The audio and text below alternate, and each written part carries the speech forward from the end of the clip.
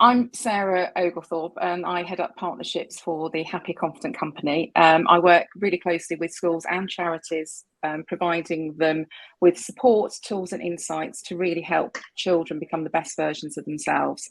I'd like to introduce the experts within this panel. First of all, Nadeem, over to you. Hello, everyone. I'm Nadeem Saad, founder of the Happy Confident Company. I came into this actually from a different world of business, and it's my own needs as a father of three that really got me so interested in well-being and all of this topic. And one particular incident, so I was a parenting coach already for 7-8 years. So basically I was writing books actually about how to be a better parent. And my 8-year-old daughter told me, I hate myself. And obviously, thankfully, I had the tools to try and understand what was happening. And I managed to figure out that actually she just felt average and that she was mean. But overall, I asked the school if they had noticed anything. And she was still her bubbly self, because she was always so positive and bubbly everywhere at school, at the home as well. But so she went through this tough patch. And I realized that we're not equipped, the children are not equipped with the strategies to be able to express themselves, to really go deep into being able to share. And they don't have the safety and the self-expression to share this at home or in schools. And so from that moment, I promised myself that we would give her and everyone else, every other child in this world, some coping strategies and some tools that they can use to better express themselves and be more confident and have higher self-esteem. So that's what I set out to do. And with our great team, we've created a whole school program. And thankfully here we've got some great panelists who've actually experienced this firsthand.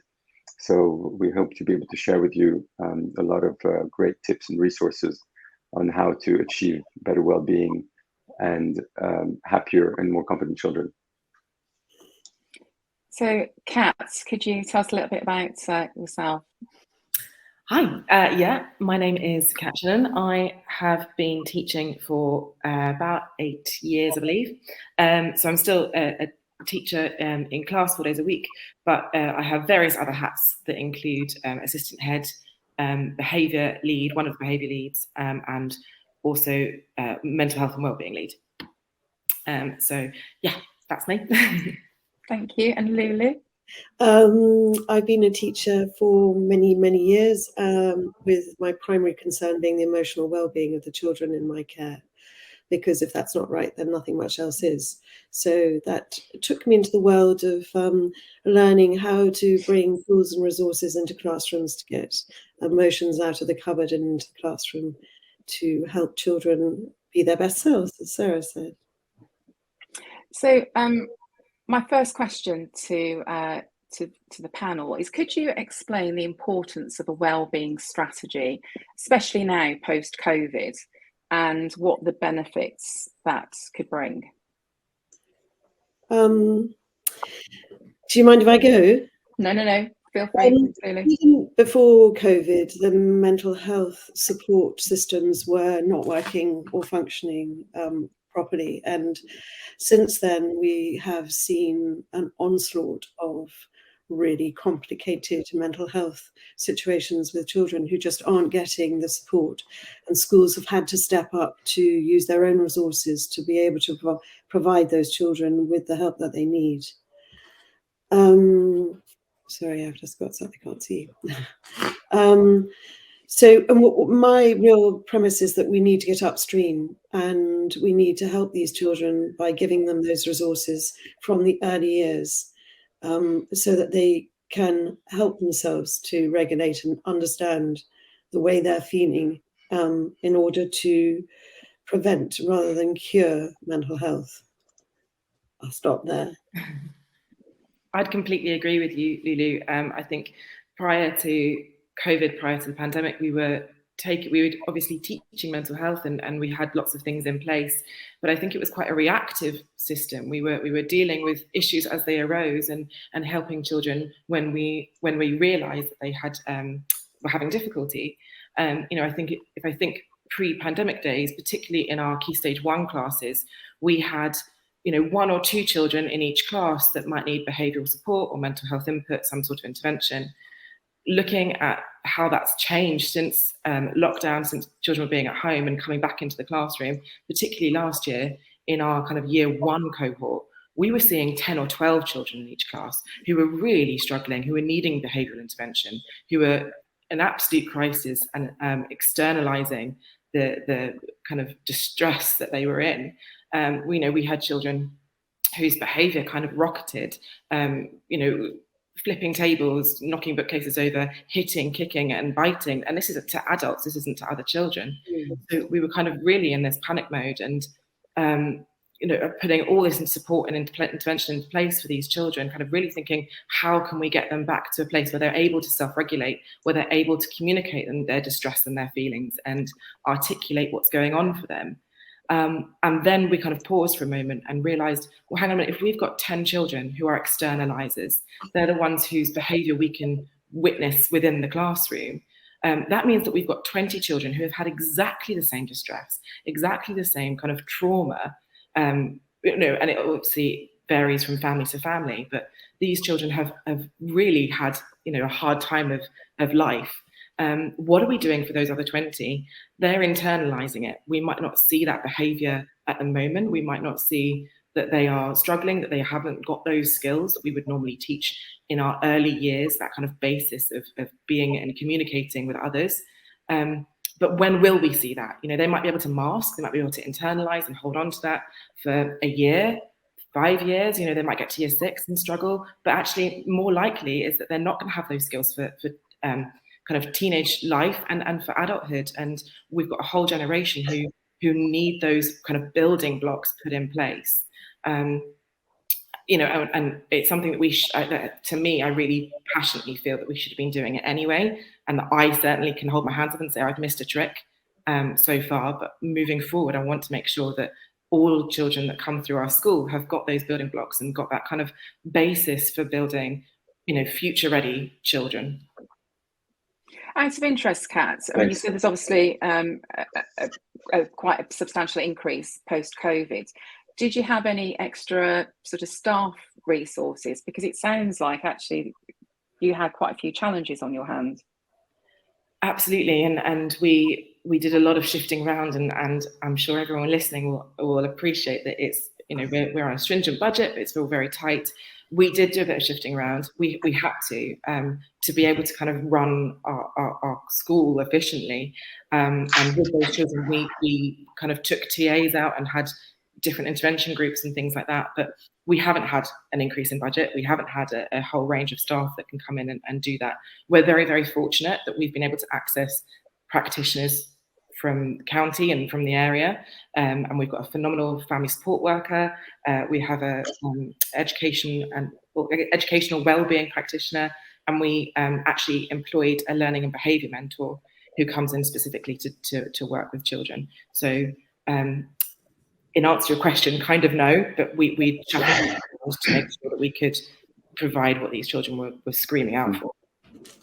I'll add something quickly to that. We were actually at the Schools and Academies show in April, and we had so many schools come to see us and say, wow, this is so needed, because we see a lot of children in year 1 being excluded because of this behavior and not being able to get back into the system and go into any school. So it's really terrible that this is the level. And they were, for example, they were helping in the council, and there were basically 2 staff to help.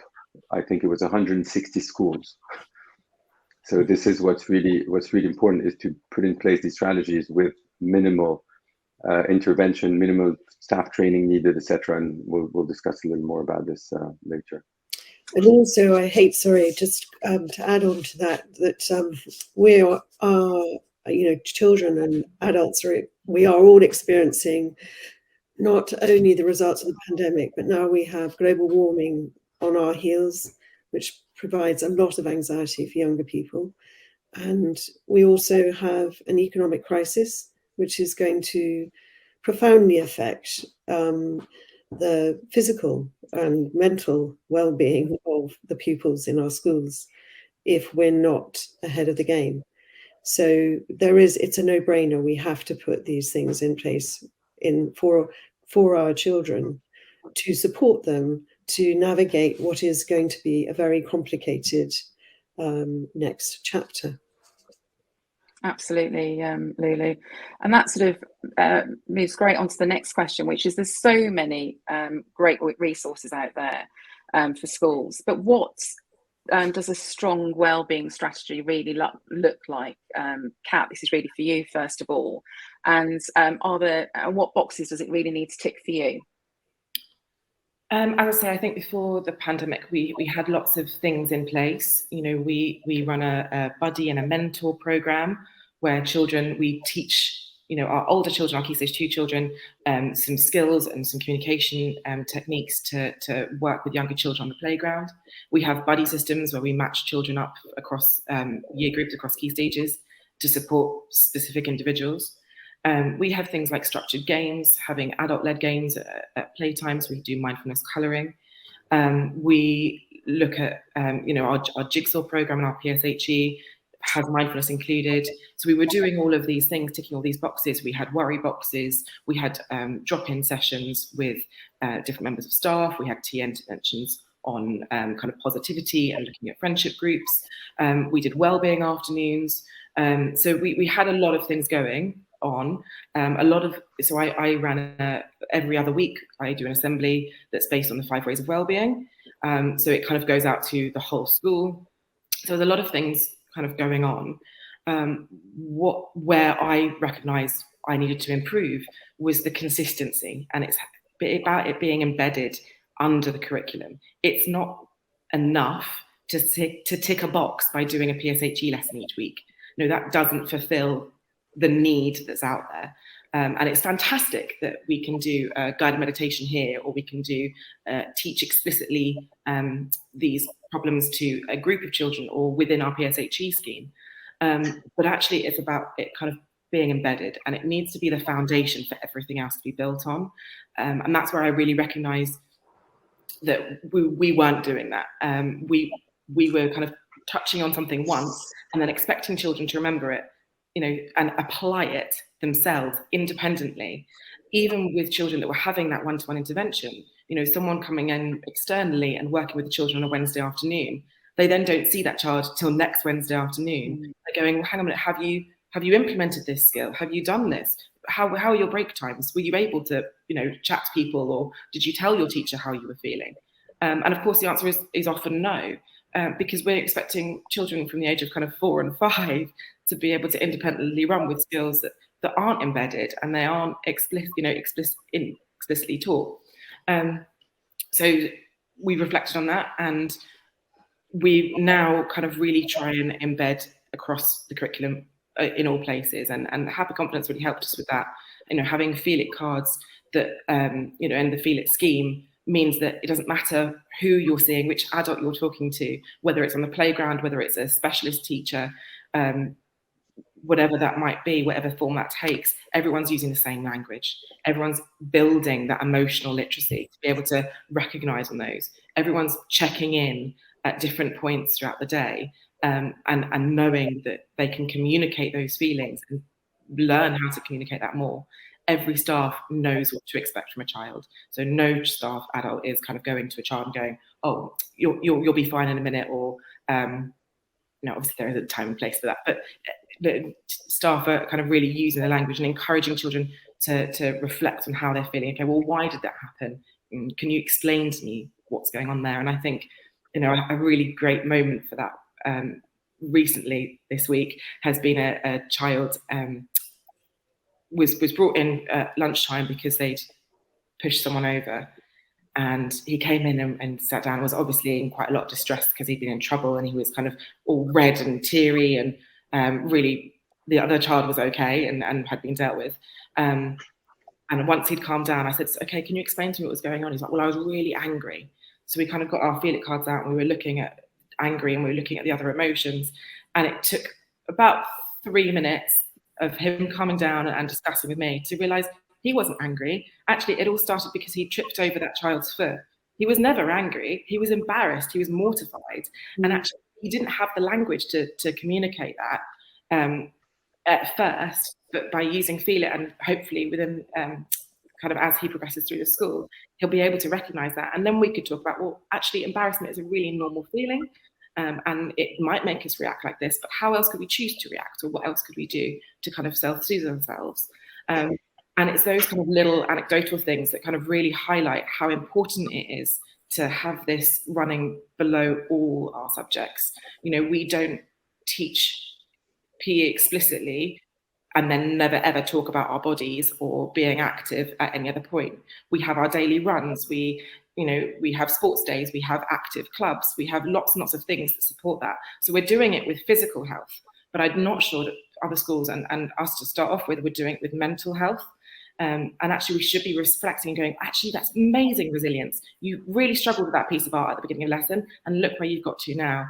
And that should be embedded in everything, I think. Sorry, that was a long answer. So good to hear. It also always brings tears to my eyes when you give examples of how you've used our resources and just dealt with problems and so much more effectively, and allowing children not to feel excluded, but to actually realize that we just want to include them. It's all about inclusion, about prevention. Thanks, Kat. And I couldn't agree more with you, Kat, there about embedding it into everything you do. And it's not just an add-on.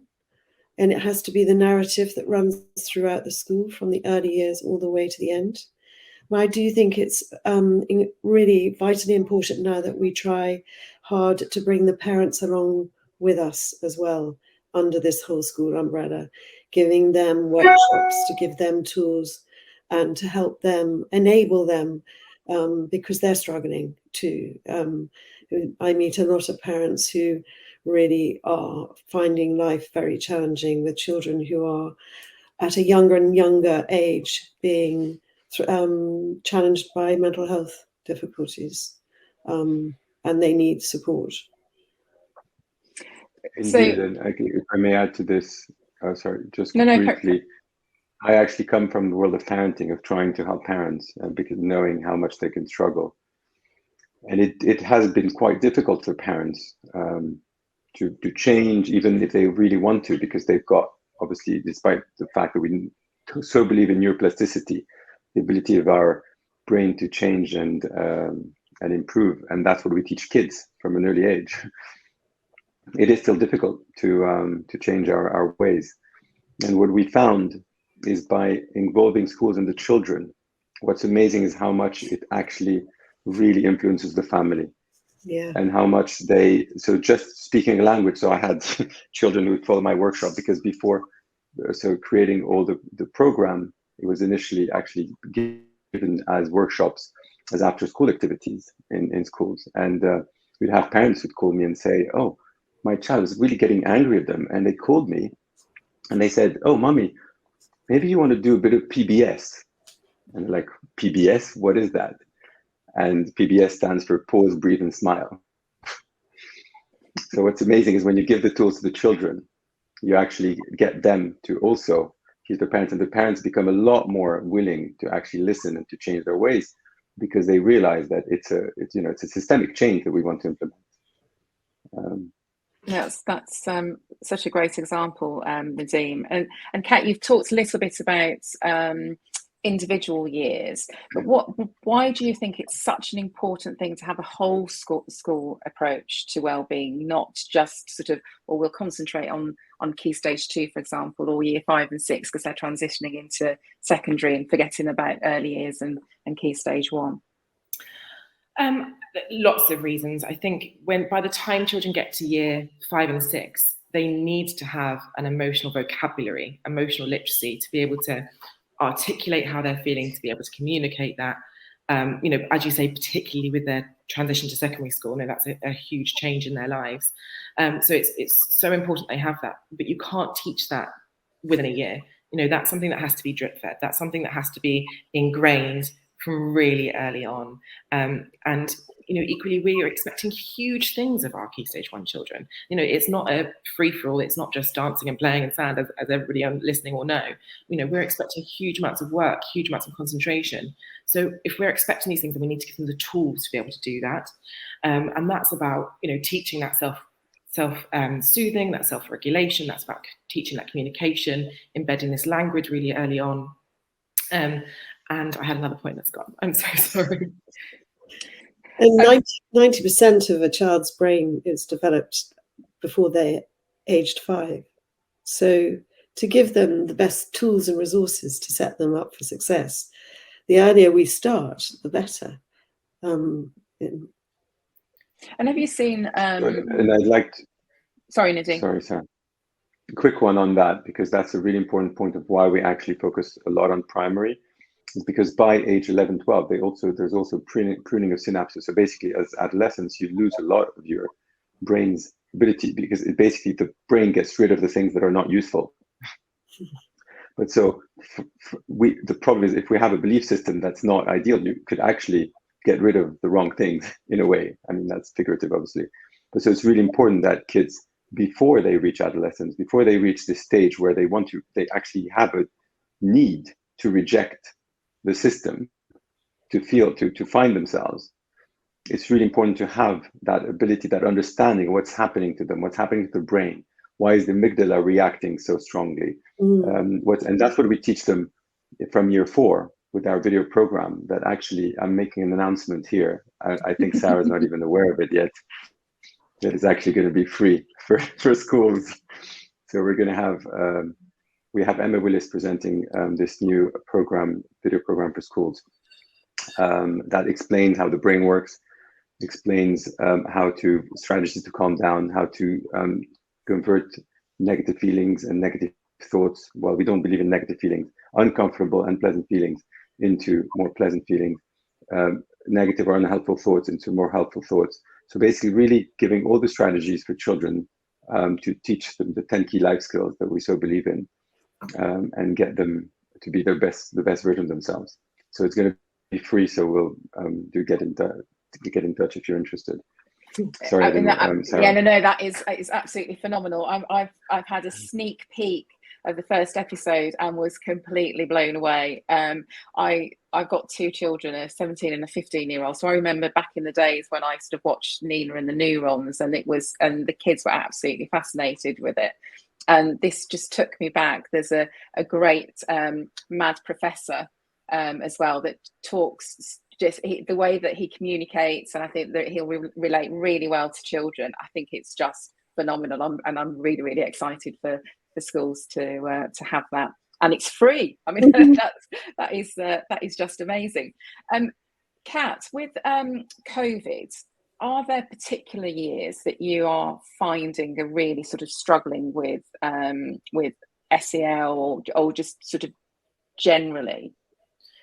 When we first returned from lockdown, I think it was most evident in year 1. The children that had missed out on early years, and early years are so often held as the example that the rest of primary should follow, because they take so much time to consider feelings and sharing and build all those blocks and really learn about that kind of sense of self when you're in reception. So when they came back to year 1, we just found that they didn't have that. They really struggled sitting in a formal classroom. We very slowly transitioned to that, but they found that really overwhelming. To be able to self-regulate and self-soothe, there was obviously huge attachment problems where they'd been at home with, and they knew quite often that parents were at home because they were working from home. So that coming to school was a big deal. So I think that's where we really, really saw it. Those children also don't have that self-control, they don't have that maturity to hold that in. And I think that's, going back to your last question, that's why it's so important to go from younger, because when you're born, you don't have a sense of shame or a sense of kind of a lack of self-esteem about yourself. It's there, and we just need to keep it there. We need to hold it there. So actually embedding it early on is going to make such a difference for later. But when we come back from COVID, the older children had that contact we were doing Zoom lessons, we were doing online learning. They were able to contact digitally through technology, whereas the younger years were less able to interact in that way. So they would see their teacher, but not being able to have that one-to-one and almost physical contact with their teacher as well really, really affected them. So I think we saw it most in Key Stage 1 and particularly early on in Key Stage 1. But actually, we apply that same reasoning all the way through. We might not see it with Key Stage 2, but I think it is there. And certainly on discussion with the children, we did a pupil voice at the beginning of when we came back from lockdown. We did it at the beginning of each year and each term, and can really see the progress in how children are feeling. They're not feeling, they came back not feeling safe, not feeling that they could trust the people around them, doubting everything. The idea that somebody had COVID, that you couldn't see it. It wasn't I've got COVID, but they might not even know themselves. Really worried them. It really unsettled them. And that was kind of linked directly to the pandemic. But as Lulu said earlier, we've got that in the world around us now, this feeling of unsafe, uncertainty, not being able to reassure each other. So I think moving forward, it's definitely the whole school that needs that input constantly. Absolutely. Kat, do you mind sharing with us? Oh, sorry, Lulu. Just very quickly on Kat, because you shared with us something that really moved me, which was the fact that using our journals and the self-reflection at lunchtime, some teachers could see that some children who seemed to be totally fine after COVID, and generally, independently of COVID, were actually sometimes struggling. And so be able to identify, so it's not just about this prevention, it's about identifying children who might not always express themselves and see that before it becomes a real problem.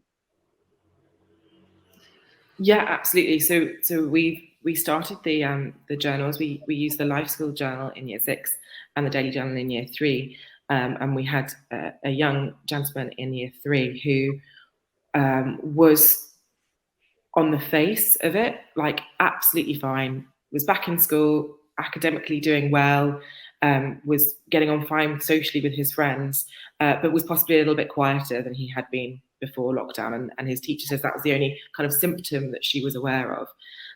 But then he started bringing himself in at lunchtime, asking to go and get his journal to take to Mindfulness Colouring Club.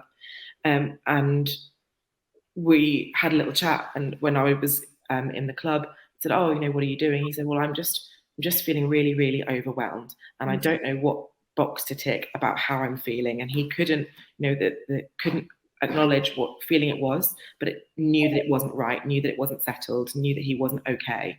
And he didn't have the language at the beginning of the year to express that and articulate that. But we sort of said, okay, well, let's have a think about what's caused that feeling and where that feeling is going and how it feels in your body. And can we recognize, what the need is there? What is your body telling you that needs to change? And through that, we've kind of had, a string of little epiphanies that have really meant that now at the end of the year, he gets his journal out every day. And every day he opens up his journal, and quite often I get a picture of a map, or I quite often get a little, he likes drawing bananas. But he's then able to say, well, actually, this is how I'm feeling today. This is where I'm at. This is what I need. I know that I'm really nervous about this, and that's my unsettledness today. So I just need some reassurance. So I'm going to go and ask my teacher, actually, what time are we getting changed for PE? And is it possible if I get changed in the loo rather than in the classroom? And then I'll know what's going to happen. So he's able now to predict for himself to kind of conquer those anxieties before they happen. And it sounds silly that it's one child, but I'm seeing this happen in so many different places and with so many different children that you can see as an overall, it has that impact. Thank you for sharing. It really makes me emotional. I think we've forgotten a very important element here. I mean, teachers really need some support, because teachers have been overwhelmed with what's been asked of them and don't necessarily have the training or the understanding. They've become social workers, really, supporting the children when they're challenged by mental health issues, and also their parents as well. And to be able to give them a resource that they can simply integrate into every day is like a gift, because it gives, I mean, it sorts a huge problem out, and it gets those emotions out of the cupboard.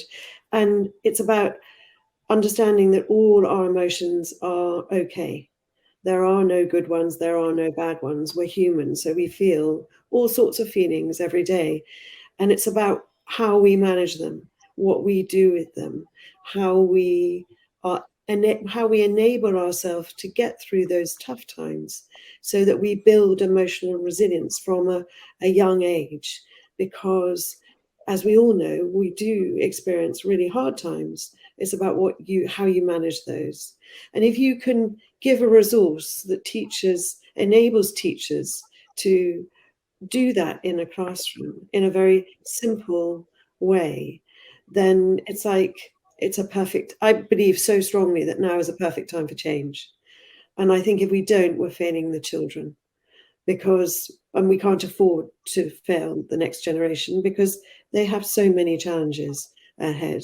What we can do is we can be flexible, and we can bring something meaningful into their lives put at the heart of the curriculum, resources that build their emotional resilience and competence, so that we're, helping them navigate a tricky world.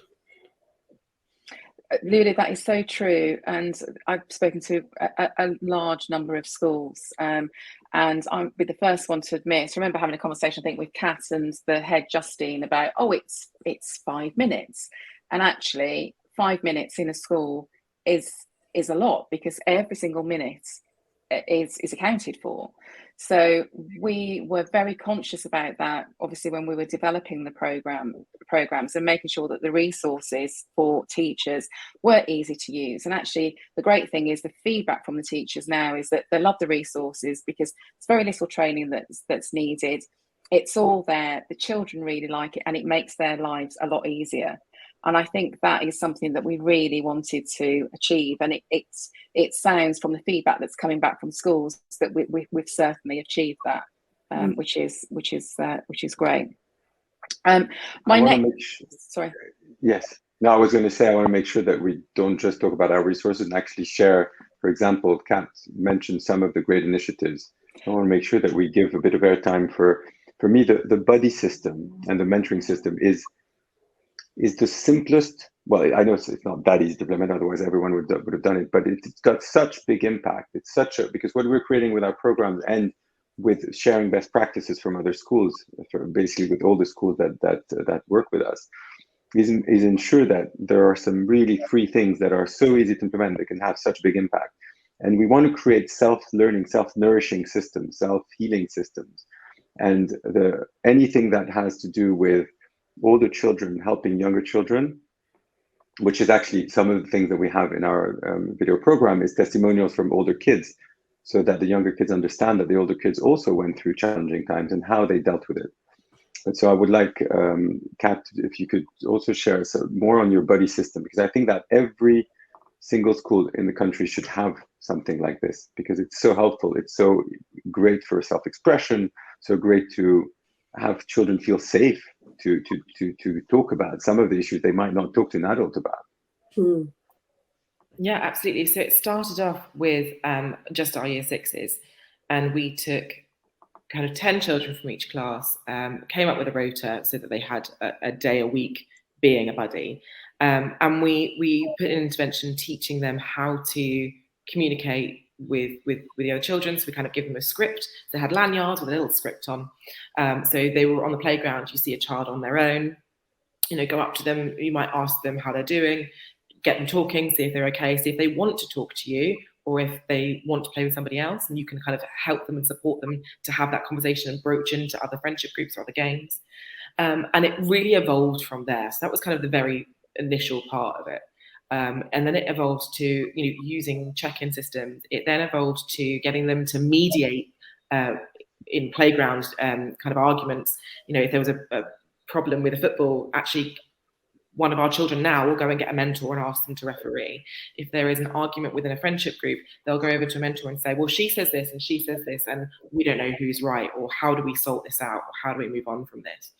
So our mentors have really become a huge part of our lunchtime system, and have taken a huge amount of strain off the staff, because staff are spending so much time either dealing with their lunchtime or having to deal with it for hours afterwards.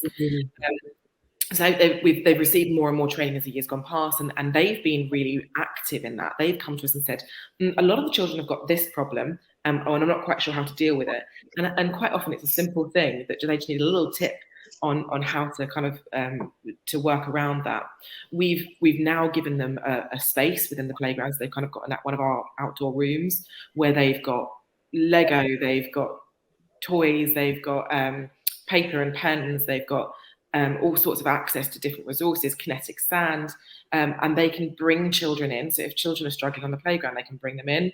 We've train sets and hoops and things, different games that we put a plea out to parents and said, if you've got any toys that you're not using anymore, could we be, replaced for the charity shop?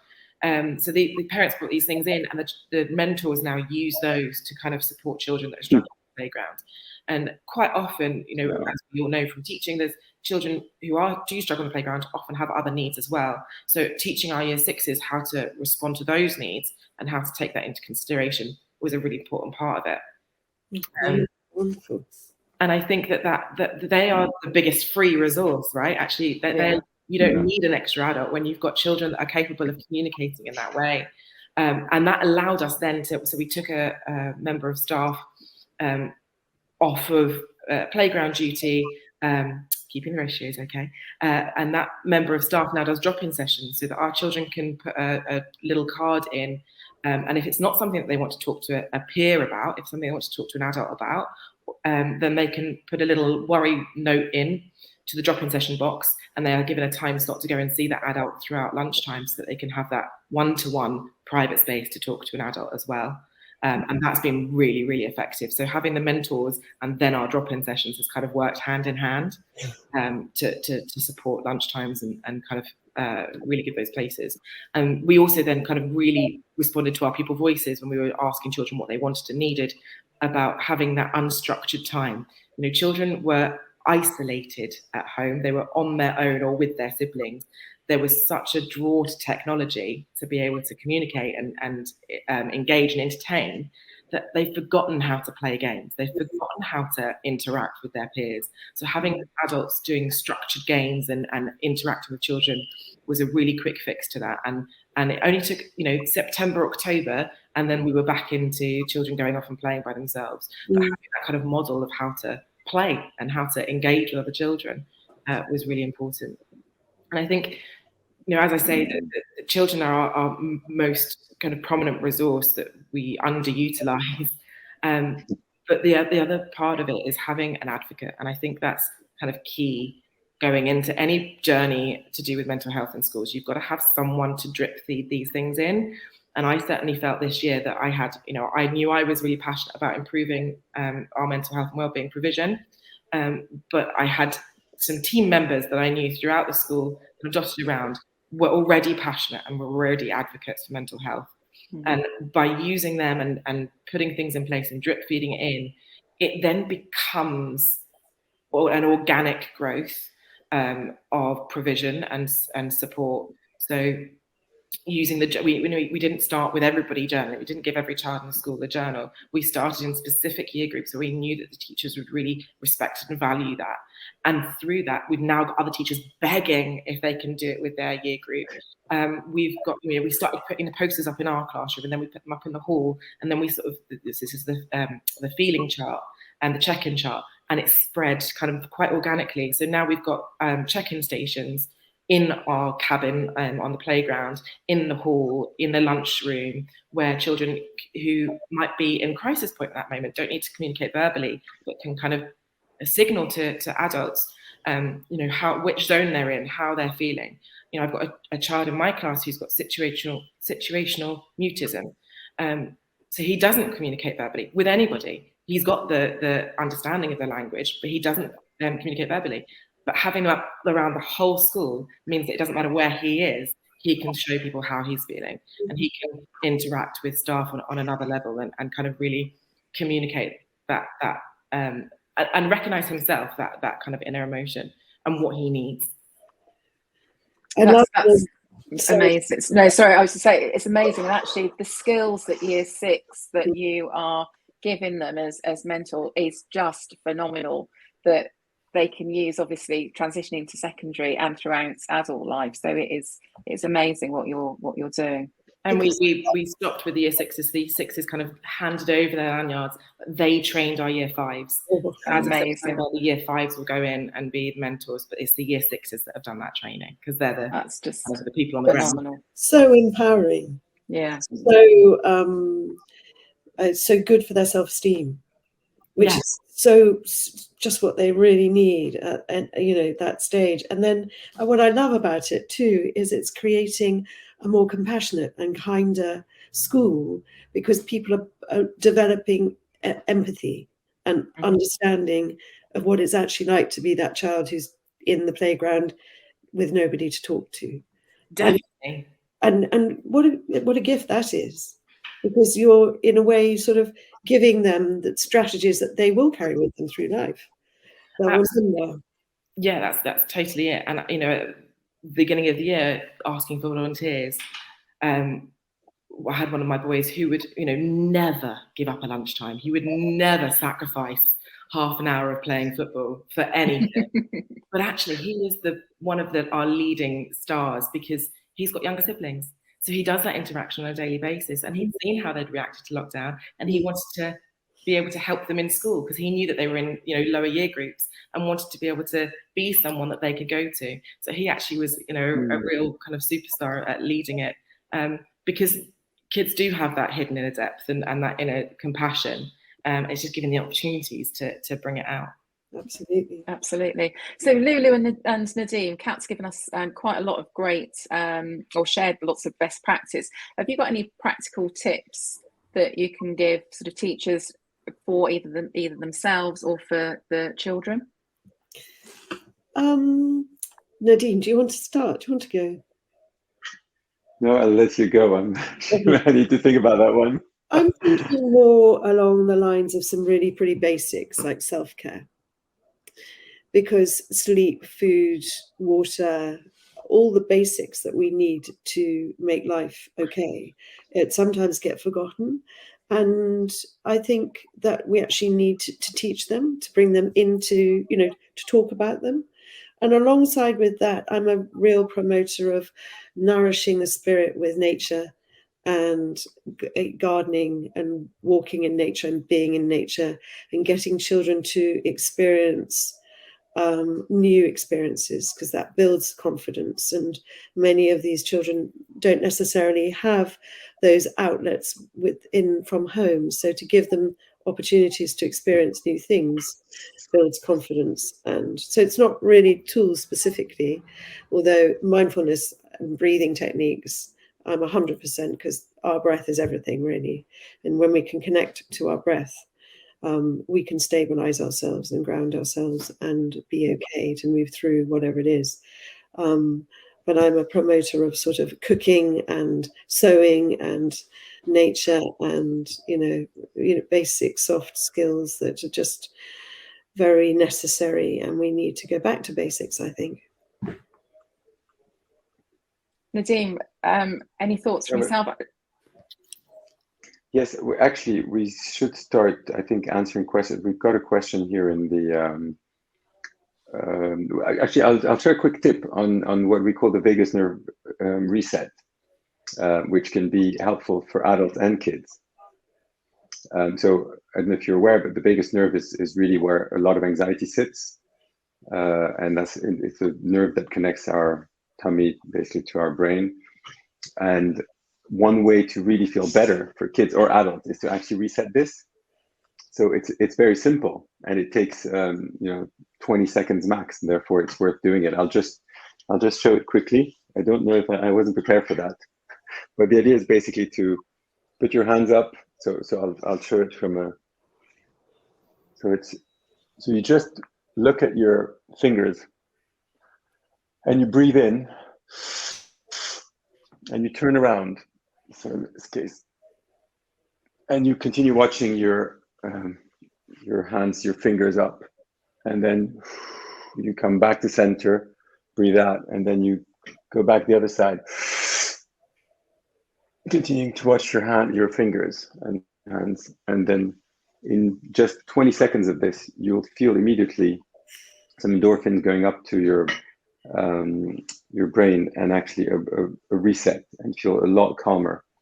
So this is a great tool to teach children who find it funny, but also for teachers when they get overwhelmed and realize, you know what, I need to reset a little. Everyone. Yeah, I think we all need that. I think I needed that before the start of the webinar. and another thing I wanted to share before we finish, and then we'll go to it's really because, Lulu, you mentioned the teachers and obviously the overwhelm. And so every time I gave my workshops in schools, so I was giving them, therefore, and the teachers would participate, would just at the end of the session go, wow, I just so need this as well. I need to actually do the same exercises as the children. And that would be so helpful. So understand the growth mindset, understand mindfulness, understand the power of mistake, the power of failure, the power of failure. We call it the power of failure, the power of resilience, the power of interoception, so feeling our feelings, the power of optimism.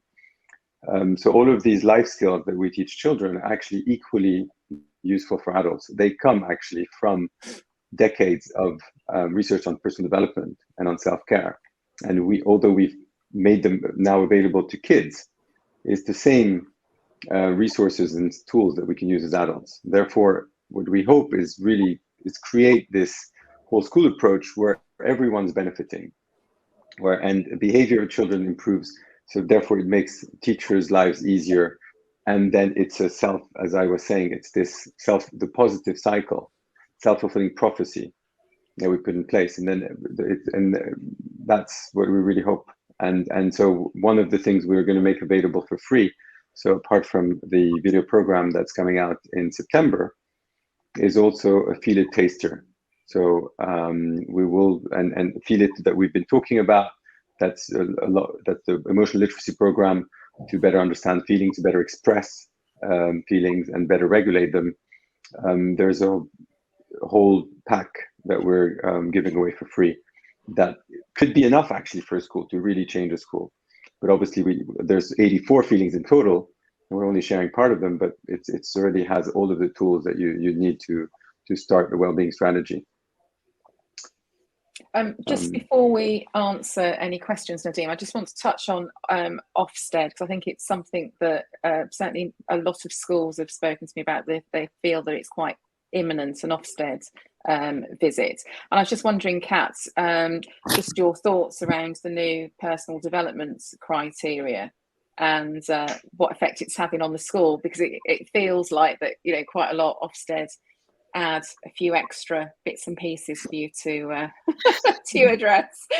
Yeah, absolutely. I think we certainly do this. I'm certainly passionate about this for the well-being of the children. But and you can make comments about Offstead, but I think that actually their personal development framework is very much in line with what is best for the children, and it reading through kind of what the good standard is. It's schools that create opportunities for children to build resilience, understand what that resilience looks like, what it is, how to be confident, how to communicate, how to build strength of character, how to build empathy, and how to be future ready. And that's a term we use a lot at school, is how to be ready for the future, secondary ready, future ready, because it's not just for our education, it's beyond into adulthood. So to be good, that you've just got to have all those different elements. And I think, I hate to shoot myself in the foot here, but I think, we're going a step above that. And actually to be outstanding is to be consistent with it, and it's to be embedded. And I feel that's where really, Happy Confident, because we were doing quite a lot of different things already, we are now hopefully aiming towards that outstanding approach, because it is consistent. It is, it doesn't matter which adult that comes into our school, they're all using the same language, they're using the same terminology, they're using the same resources, the children speak about it in the same way. So that it's that consistency across the board that I think takes us that step further. But but using the daily journals, using the life skill, teaching the life skills, having that moment of reflection, it all kind of builds together. And I think that consistency is key too, because more often I hear the words, "I don't feel safe in school," is really worrying, because children need to feel safe in school. And consistency builds safety, because routine, children know what to expect. And it enables them, because our emotions affect everything. They affect our memory, they affect our mental and our physical health, they affect our reasoning and our ability to think straight and problem solving. I've got a list here. And also our life outcomes, because if we learn from an early age how to regulate our emotions and how to make the best and get the best out of every situation, then it's sort of a no-brainer again, that you're going to be able to live a good life no matter what's thrown at you, and who knows what's coming with the waves of, you know. It's that Pam Leo quote that's you can't make children behave better by making them feel worse. No. It doesn't work that way. You have to nurture it, and it has to be a therapeutic approach, and that isn't just behavior. That's, you can't make them learn better, you can't make them act better, you can't make them communicate better by making them feel worse. We've got to support those feelings underneath. And the sustainability of it is vital, isn't it? Because there's no point just bringing something in that's going to last for a year and then forget about it. The fact that you're singing it from every, you know, page in your, you know, it's going to benefit everybody, and including the teachers, which is really important. Yeah, and all the research points to the fact that happier and more optimistic children and adults do better. So we're going to be doing the research to link this to academic performance, but it's pretty clear, I'm sure, Kat, from, you know, when you have kids in a better learning zone and feeling safer and in what we call the flow, which is basically in between the, I'm not going to go into that detail, but not too excited, not too really in this pleasant feeling, and it's the zone between the yellow and the green in our Feel It mapper. That's where you have them learning the best and having their mind open to learning. And we're actually launching meditations alongside the video program that would allow children to really be in this zone, to let go of what they come with from, you know, it could be a school fight, or it could be from home, and really be in this learning zone. So that's for sure increases academic performance, but we'll be doing the research and following the schools, all the schools where we've implemented our program, to be able to give hard data on how efficient they are on that front too. Thank you. We've got one question from Amanda. So would love to know ways of engaging parents as to see the real benefit. Is it working collaboratively with them to create consistency of care? I would say it was including them in the conversation by giving workshops alongside introducing them to the tools that you're using at school, so that they can mirror what you're doing in school at home, and including them, because as Nadine pointed out, it's about including everybody. And I think parents are, you know, needy of those tools. So it's about having workshops and inviting parents in and teaching them the same tools that you're using in school. Totally. And the way we achieve this as well at the Happy Company is because we've got a Feel It card game. So we actually have the actual cards that are used by the children to really help them. And with the Feel It mapper, etc., they actually can access these at home. So they've got, it's games, but it's also I am feeling and I want to feel. And this basically gives them the same vocabulary. So parents can actually either play with the kids this game, or simply be naming feelings to help them out when they're having trouble at home. So that's a great nexus. And the other great nexus is that the video program will explain to parents, so they'll be able to watch it as well, and they'll be able to understand what kids are learning at school that they might not even know about. They might know about neuroplasticity, about interoception, about introspection, and about all these big words that we actually teach kids from the age of 8. But it's great for them to be able to have the same language and understand where, when their kids are flipping their lid, to be able to help them with the same tools. So that's how we help parents. Amazing. And Kat, I suppose I guess I'm just curious from my perspective, when you're engaging parents at your school, what kind of platforms do you use? Is it inviting them in? Is it email? I'm just a bit curious. Yeah, so my first attempt at this was I put into our newsletter and posted on Parent Mail that we were going to have a coffee morning, and I called it a mental health and wellbeing coffee morning, and I invited parents in. The turnout was poor, to be perfectly honest. It was a really positive morning. We had a guest speaker that was talking about anxiety and how to deal with anxiety in the home and the kind of symptoms, and talking about all the kind of tips that Lulu has given us today. The biggest feedback we had from parents is they don't know how to talk to their children about these things. And it's actually broaching those conversations and having that open dialogue and that communication is where they really struggle. And on that note, we kind of gave out quite a few of the conversation cards from the Happy Confident Company. And that our feedback on that was really helped kind of engage that dialogue.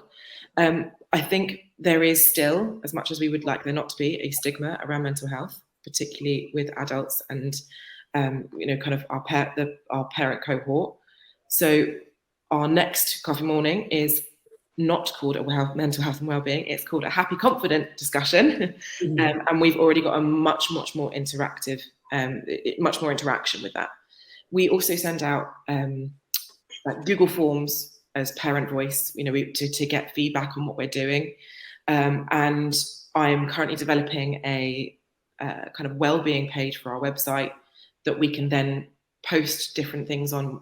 We have a lot of courses and things that come up for parents, so we post on there, and then we send out notifications via there's lots of different things. We use Parent Mail, sending those out constantly, so they're getting kind of text message alerts, and then they can click through to the website with all the resources there. But it is definitely an area that I have not figured out, and going to need a lot of kind of trial and error on. But it's great, Kat, that you're inviting them into school, because I often find when I do parenting workshops live with, when you can create a safe space and have those conversations, there is so much good that can come out of shared interaction.